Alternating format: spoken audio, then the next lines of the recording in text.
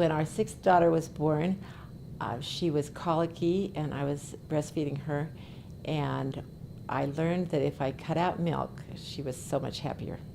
So at first I just cut out milk, and then it ended up any dairy products, and I ended up doing that the whole time I was nursing her. And by the time we were finished nursing, that had been long enough that I didn't really miss the dairy products anymore. Right after that we moved, and I met a wonderful friend who mentored me in much more of a whole food, plant-based diet. And she gradually helped me see the science behind it. And she was also convinced this was a better way of looking at the word of wisdom, too. And that had never occurred to me the whole time I had been growing up.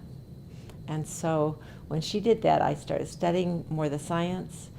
And as soon as I stopped eating meat and dairy both, all of a sudden the word of wisdom changed to me, and I was able to see the verses that talk about how the Lord would rather us not eat meat unless we really need to.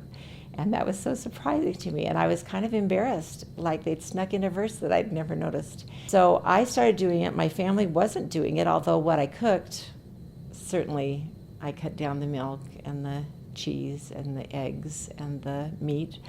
But what I would usually do is make a casserole or something, and their side would have some of those things in it, and I would leave a little section that was mostly just rice or beans or potatoes, and I left off the sauces that had the dairy and the cheese. And so for a long time, that's kind of how we lived.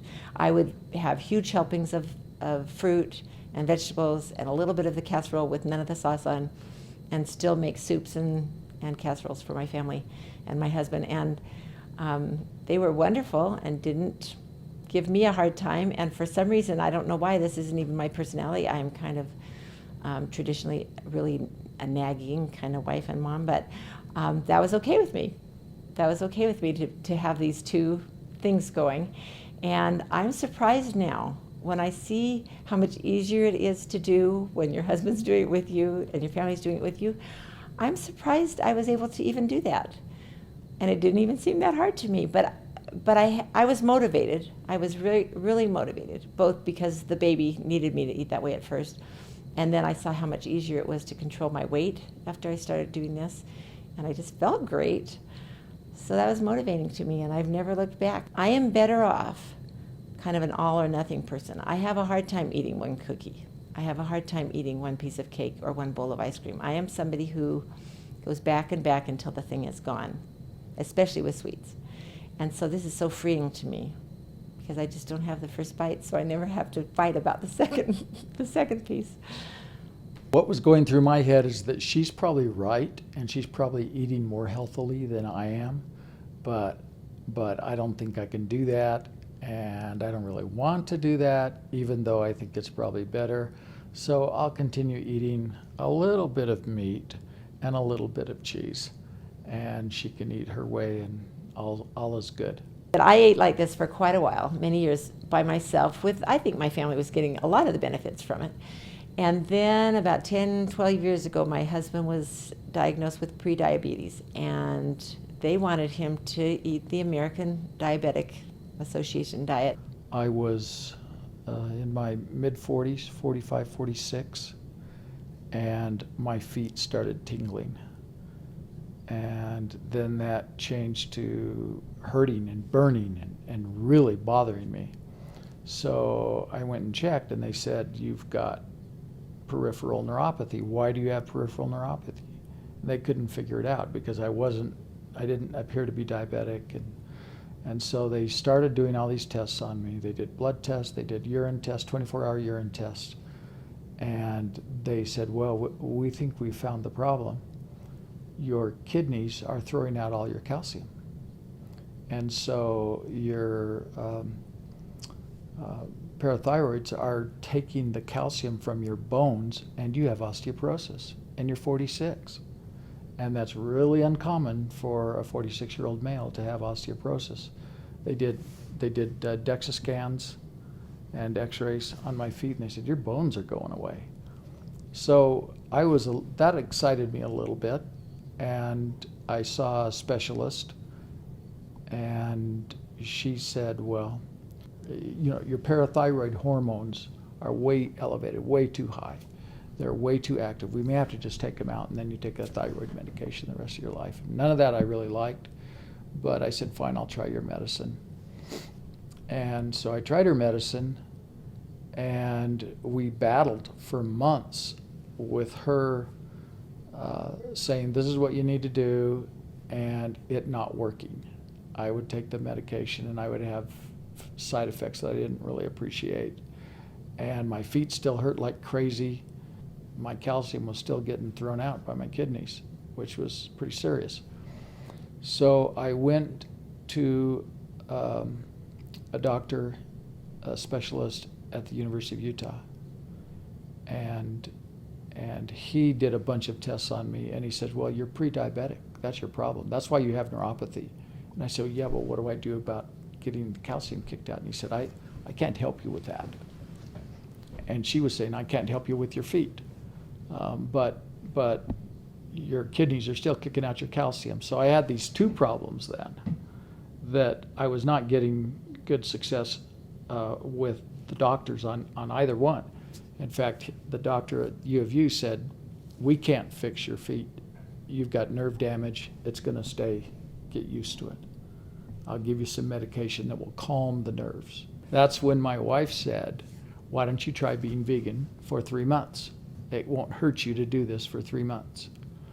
I just begged him. I just said, try this for 3 months. And when he did that, it was going to be hard for him. And he knew it, and our whole family knew it. We had married children, adult children.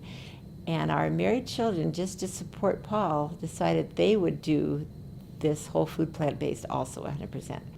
And I resisted for a long time. And after a few months, she just said, really, why don't you try this? Because you're not enjoying taking this medication that isn't really working anyway.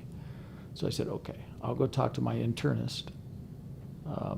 We've got 3 doctors going here, the specialist and the internist, and then the guy up at U of U. And so I talked to the internist and said, I'm going to experiment going vegan for 6 months, or rather 3 months. And she said, you're nuts. She said, it won't help.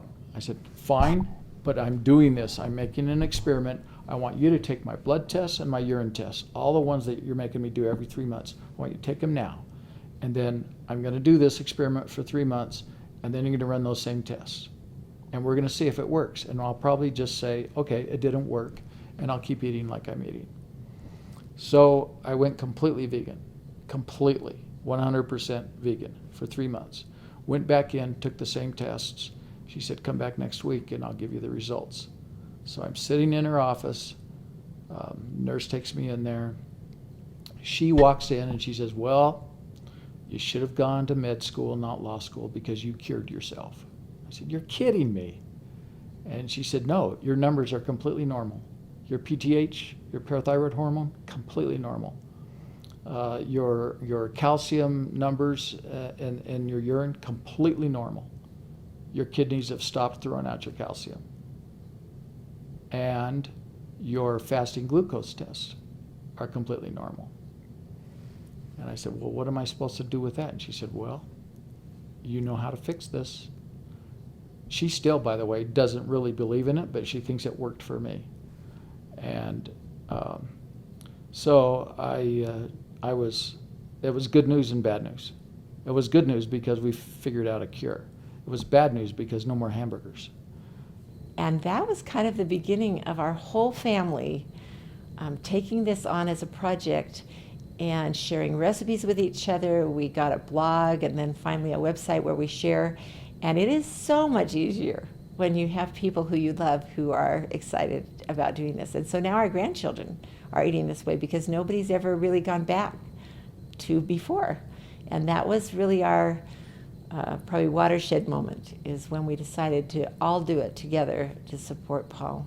And of course it changed his whole health future because he did it.